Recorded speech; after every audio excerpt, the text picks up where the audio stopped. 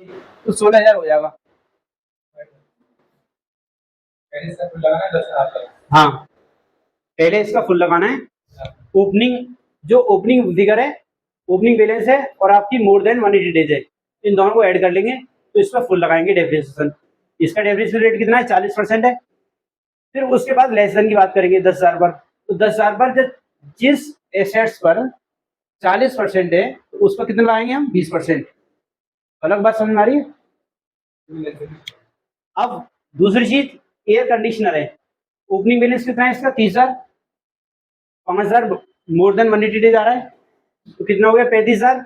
इस 35,000 पर पूरा 15% कैलकुलेट करेंगे हम, ठीक है। उसके बाद फिर ये 20,000 रुपये आ रहा है, ये आ रहा है लेस देन में। जो लेस देन में आ रहा है इसका 7.5% करेंगे तो ये हो जाएगा 6,750। ये वैल्यू घटकर आ रही है यहाँ पर। ये कितना आ रहा है? 55,000। और एज और 31 मार्च 2025 वो टोटल कर देंगे यहाँ पर।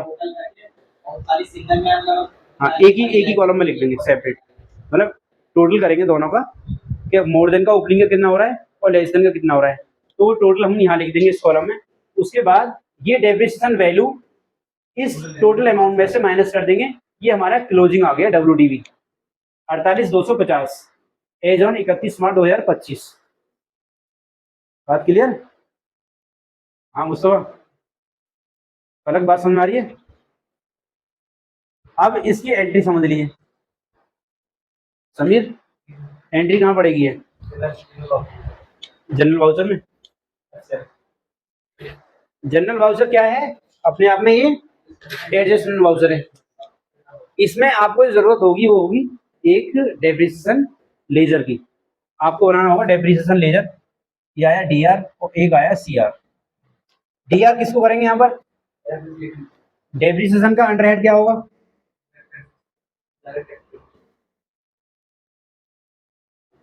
कितना रहा? 6,750।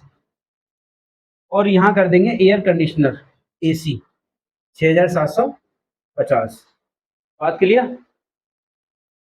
और जब एंट्री पास हो जाएगी कौन से वाउचर में होगी? F7 general voucher. अच्छा, डेप्रिसिएशन कहाँ से होगा एंट्री पास होने के बाद? इसका इफेक्ट कहाँ आएगा? PL में आएगा। और दूसरा कहाँ आएगा इसका इफेक्ट?